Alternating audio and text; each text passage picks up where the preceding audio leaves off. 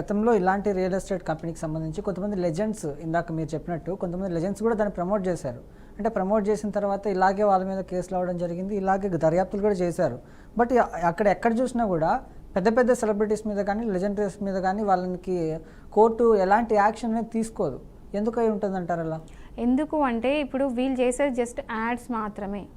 ఇప్పుడు మీరు ఏదైతే స్వర్ణభూమి గురించి మాట్లాడుకుందాం, బాలసుబ్రహ్మణ్యము అప్పుడు కే విశ్వనాథ్ వీళ్ళు చేసినప్పుడు ఏంటంటే చాలా స్కామ్స్ అయినాయి. అంటే వాళ్ళు ఇస్తా అన్న టైంకి ఇవ్వకపోవడం, సేమ్ ఇదే సిమిలర్ కేసు అప్పుడు కూడా ఏదైతే డబుల్ రిజిస్ట్రేషన్స్ అలాంటివి జరిగినాయి. సో ఆ టైంలో ఏంటంటే వీళ్ళు జస్ట్ అడ్వర్టైజ్మెంట్ ఇచ్చిండ్రు కాబట్టి వీళ్ళ మీద పెద్ద పెద్ద కేసెస్ కాలేవు. అంటే బెయిలబుల్ కేసెస్ కావు, నాన్ బెయిలబుల్ కేసెస్, చిన్న కేసెస్ అవి. బట్ ఎవరైతే ఓనర్స్ ఉన్నారో వాళ్ళకి మాత్రం పెద్ద కేసెస్ అయినాయి. అందుకని చెప్పి సెలబ్రిటీస్ అందులో నుంచి బయటికి రావడం జరిగి అండ్ లీగల్గా ప్రాసెస్ ఏదైతే ప్రొసీడింగ్స్లు ఉన్నాయో అందులో కొంచెం లూప్ హోల్స్ లేకపోతే ఫైన్ కట్టి బయట. ఇప్పుడు వీళ్ళకి ఏంటంటే పనిష్మెంట్స్ ఉండవు, సెలబ్రిటీస్కి పనిష్మెంట్స్ ఉండవు, ఫైన్స్ మాత్రమే ఉంటాయి. అంటే ఫైన్ కట్టాలి, కాస్ట్ కట్టి బయటకు రావచ్చు. సో వీళ్ళందరూ కూడా హ్యూజ్ అమౌంట్స్లో ఫైన్ కట్టి బయటకు వచ్చిన వాళ్ళు. అంటే ఇక్కడ రియల్ ఎస్టేట్ మోసాలు కానీ లేకపోతే అనధికారంగా వాళ్ళు నిర్మించినటువంటి ఆ భవనాలు కానీ లేకపోతే అక్కడ ఉన్నటువంటి ఏమంటారు అపార్ట్మెంట్స్ కానీ ఇట్లాంటి వాటికి న్యాయపరంగా ఎలాంటి ఇవి ఉంటాయని చర్యలు అయితే తీసుకుంటారు? ఇప్పుడు అపార్ట్మెంట్స్ అయినా కానీ విల్లాసే కానీ ఏదైనా సరే ఎవరు నష్టపోయినా ఫస్ట్ బేసిక్ పోలీస్ కంప్లైంట్ పెట్టండి. లేదు ఇది అంటే ఏ నాలెడ్జ్ లేని వాళ్ళు, ఈవెన్ చిన్నపిల్లలు కూడా తెలిసిన విషయమే, చీటింగ్ జరిగిందంటే పోలీస్ స్టేషన్లో కంప్లైంట్ పెట్టవచ్చు అని ప్రతి ఒక్కరు తెలుసు. సో పోలీస్ స్టేషన్లో కంప్లైంట్ పెట్టడం ఒకటి. లేదు ఇంకా లీగల్లీ మీకు అడ్వైస్ కావాలనుకుంటే ఖచ్చితంగా ఒక లాయర్ని కలిసి, వీళ్ళందరూ కూడా ఎవరైతే ఇట్లా సఫర్ అవుతున్నారో ఒక లాయర్ని కలిసి కేసు ఎట్లా ప్రొసీడ్ కావాలి, ఎలాంటి సెక్షన్స్ ఉంటాయి, లా అనేది అంటే ఎన్ని యాక్ట్స్ ఉన్నాయి దీనికి సపోర్ట్ చేస్తూ అండ్ ఏ కోర్ట్స్లో కూడా కేసు వేయొచ్చు అనేది ఒక లీగల్ అడ్వైస్ తీసుకొని కేసు పెడితే బాగుంటుంది. సో ఎవరైనా ముందుకు వచ్చి పెట్టాలి. జస్ట్ మీడియా ట్రయల్ ఇదంతా అంటే మీడియా వల్ల ఏం జరుగుతుంది అంటే ఓకే అవేర్నెస్, అంటే చాలా మందికి బయటికి నిజాలు రావడము, మిగతా వాళ్ళు ఎవరైతే ఇంకా అంటే అవేర్నెస్ వచ్చిన తర్వాత ఇంకా వీళ్ళతో పాటు ఇంకెంతమంది నష్టపోయింది అది అందరు బయటకు వస్తారు. సో అందరు ఈ పార్టీకి ఏంటంటే ఇంట్లో కూర్చుని నాకు నష్టమైంది అనుకునే వాళ్ళు ఉన్నారు, కానీ ఇట్లా టీవీలోకి వస్తే తప్ప వాళ్ళకి తెలియదు కదా.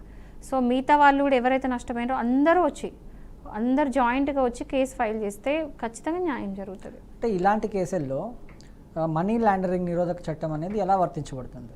దీనికి మనీ లాండరింగ్కి సంబంధం లేదు. సో ఓకే ఇది మహేష్ బాబు కేసు అనేది సపరేట్. అది మనీ లాండరింగ్ అనేది కేసు ఎందుకు అయిందంటే చెప్పినా కదా, ఒకవేళ హవాలా ఏదైనా ఉండే ఛాన్సెస్ ఉన్నాయని చెప్పేసి అది కంప్లీట్ డిఫరెంట్ కేసు, అది మహేష్ బాబు కేసు. బట్ ఈ వీళ్ళ వరకు వచ్చేసరికి ఏంటంటే చీటింగ్ కేసు అవుతుంది.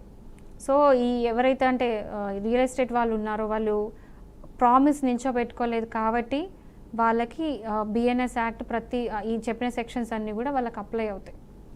అంటే ఇందులో రియల్ ఎస్టేట్ అంటే రేరా చట్టం అనేది ఎలా అప్లై అవుతుంది ఇక్కడ? రేరా అంటే వీళ్ళు ఇప్పుడు ఏదైనా కన్స్ట్రక్షన్ చేయాలనుకున్నప్పుడు ఖచ్చితంగా వాళ్ళు రేరా పర్మిషన్స్ తీసుకోవాలి. సో రేరా పర్మిషన్స్ ఇస్తే తప్ప కన్స్ట్రక్షన్ చేయడానికి లేదు. ఓకే, సో ఇక్కడ వీళ్ళు ఏం చేశారంటే వీళ్ళు రేరా పర్మిషన్ లేదు, రేరా పర్మిషన్ లేనప్పుడు ఇంత విల్లాస్ ఈ లెవెల్లో రియల్ ఎస్టేట్ బిజినెస్ ఎట్లా నడిపిస్తున్నారని question mark. So RERA permission లేదు కాబట్టి సెక్షన్ 3 ఆఫ్ రేరా యాక్ట్ అనేది దీనికి అప్లై అవుతుంది. దాని కింద శిక్ష అనేది పడుతుంది. అంటే వాళ్ళకి 3 years నుంచి 7 years వరకు శిక్ష పడే ఛాన్సెస్ ఉన్నాయి. అంటే ఇక్కడ మనం చూసుకుంటే అనధికారంగా అండ్ లైసెన్స్ కూడా మెయిన్ ఏంటంటే లైసెన్స్ క్యాన్సిల్ అవుతుంది. లైసెన్స్ క్యాన్సిల్ అయితే ఏంటంటే వాళ్ళు ఫ్యూచర్లో మళ్ళీ ఈ బిజినెస్ అనేది వాళ్ళు ఇంకా నడిపించలేరు. సో ఈ రోజు కూడా తెలిసిన విషయం ఏంటంటే ఈ పర్సన్ ఎవరైతే ఓనర్ ఉన్నారో త్రిపుర కన్స్ట్రక్షన్స్ ఓనర్ ఉన్నారో ఇంతమంది పేదవాళ్ళది అనాలా లేకపోతే మిడిల్ క్లాస్ అనాలా వీళ్ళందరిది కూడా డబ్బులు తీసుకొని ఈ రోజు వరకు వాళ్ళకి హ్యాండ్ ఓవర్ చేయకుండా, ఈ రోజు వరకు పొజిషన్ ఇవ్వకుండా, ఈ రోజు వరకు రిజిస్ట్రేషన్ చేయకుండా వాళ్ళని ఆఫీస్ చుట్టూ తిప్పుతూ ఇంకొక దిక్కు వాళ్ళ కూతురు పెళ్ళి గోవాలో చేశారంట. అది 50 కోట్ల నుంచి ఆల్మోస్ట్ 100 కోట్ల ఖర్చుతో కూతురు పెళ్ళి చేసిండంట. సో ఇది చాలా హారిబుల్. అంటే ఇంత హార్ట్లెస్గా ఎట్లా చేస్తారు?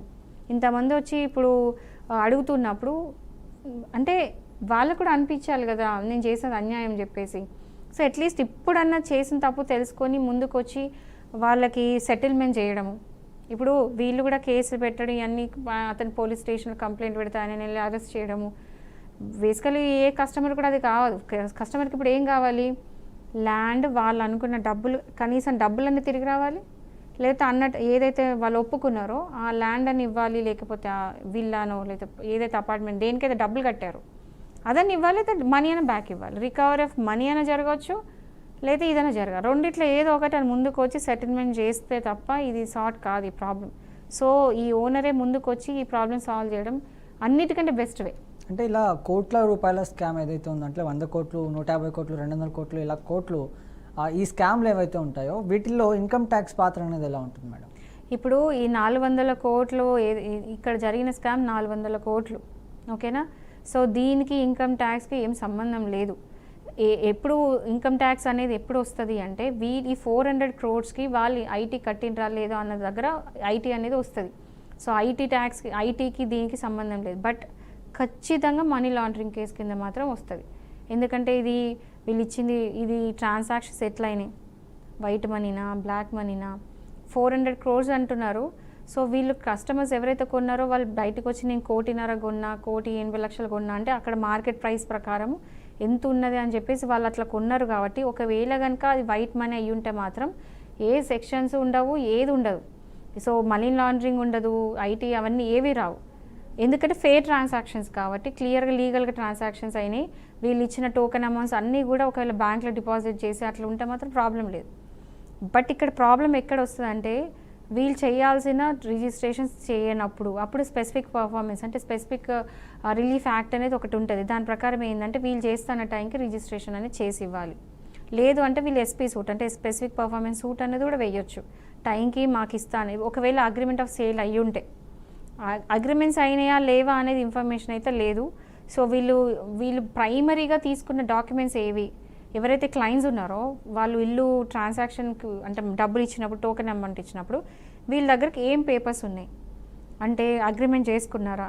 జనరల్ వీళ్ళు ఏంటంటే అప్లికేషన్ నింపుతారు. ఏదైనా రియల్ ఎస్టేట్ ఉందనుకోండి మొత్తం ఆల్రెడీ ఫార్మాటెడ్ ఉంటుంది. అందులో అన్ని ఇట్లా వాళ్ళ డీటెయిల్స్ పెడతారు, వాళ్ళ సిగ్నేచర్స్ పెడతారు, అగ్రిమెంట్ లాగా ఉంటుంది, మనీ కడతారు, వస్తారు. సో అగ్రిమెంట్ మరి వీళ్ళ చేతిలో ఉందా లేదా ఓన్లీ వాళ్ళ దగ్గరే ఉందా అనేది కూడా చూసుకోవాలి. సో వీళ్ళ దగ్గర ఉన్న documents main proof, main evidence. So ఆ ఎవిడెన్స్ బేస్ చేసుకొని వీళ్ళు వెళ్ళి కోర్టులో కేసు వేయచ్చు. అంటే ఇలాంటి వివాదాలను తెలంగాణ హైకోర్టు కానీ లేకపోతే ఇతర న్యాయస్థానాలు కానీ వీటిని ఎలా పరిష్కరిస్తాయి? యూజువల్గా ఏంటంటే వీళ్ళు వెళ్ళి కంప్లైంట్ పెట్టాలా. సో మోటో హైకోర్ట్స్ ముందుకు వచ్చి నేను న్యాయం చేస్తా అన్నారు. ఎందుకంటే ఎవరైతే నష్టపోయినరో వాళ్ళు వెళ్ళి కేసు వేయాలి, ఎవరైతే చీట్ చేయబడ్డారో వాళ్ళు వెళ్ళి కేసు వేయాలి, పోలీస్ స్టేషన్లో కంప్లైంట్ పెట్టాలి, లేదా ఈ కన్జ్యూమర్ ఫోరంలో కేసు పెట్టాలి, లేదా సివిల్ కోర్ట్స్లో స్పెసిఫిక్ పర్ఫార్మెన్స్ వేయాలి, ఇవన్నీ చేయాలి. ఇక్కడ న్యాయం జరిగినప్పుడు హైకోర్టు కూడా వెళ్ళొచ్చు. మీరు వెళ్ళి కలెక్టర్ కూడా కంప్లైంట్ పెట్టొచ్చు, ఎంఆర్ఓకి పెట్టొచ్చు, ఆర్డీఓ పెట్టచ్చు. అందరికి పెట్టిన తర్వాత అక్కడ న్యాయం జరగలేదంటే హైకోర్టులో రిట్ కూడా వేయొచ్చు. సో మల్టిపుల్ వేస్ ఉన్నాయి. ఒకవేళ కేసు వేయాలనుకుంటే ఇన్ని వేస్ ఉన్నాయి. అందులో ఏదైనా సరే మీకు న్యాయం జరిగే ఛాన్సెస్ ఉంది. అంటే ఇలాంటి రియల్ ఎస్టేట్ సంబంధించిన చట్టాలు ఏవైతే ఉన్నాయో కోర్టులో వాటిని అమలు చేయడానికి ప్రభుత్వం కానీ లేకపోతే ఆ చట్టాలు కానీ ఎలా ఉన్నాయంటారు? రియల్ ఎస్టేట్కి సపరేట్గా చట్టం అనేది ఏం లేదు. బట్ పర్మిషన్స్కి జిహెచ్ఎంసీ యాక్ట్ ఉంది, ఓకేనా. సో యాక్ట్ అనేది ఏం చెప్తుంది అని చూడాలి. ఆ పర్మిషన్స్ అనేది కరెక్ట్ ఉందా లేదా, లీగలా ఇల్లీగలా, ఆథరైజ్డా అన్ఆథరైజ్డా, వెళ్ళి పర్మిషన్స్ తీసుకున్నారా లేదా, ఇవి చూసుకోవాల్సింది ఫస్ట్ కస్టమర్స్. ఎవరైతే ఇల్లు కొనాలనుకుంటున్నారో వాళ్ళందరూ కూడా ఇది పరిశీలించుకోవాలి. పేపర్స్ అన్ని క్లియర్గా ఉన్నాయని చూసుకొని ఆ తర్వాత స్టెప్ వేయాలి. కానీ పేపర్స్లో ఇవి ఏం లేవు, టీవీలో యాడ్ చూసి కొంటా అంటే మాత్రం ఇట్లాంటివి జరుగుతుంది. సో అవేర్గా ఉండాలి. ఊరికే అట్లా నాలెడ్జ్ లేకుండా కొనడం కరెక్ట్ కాదు.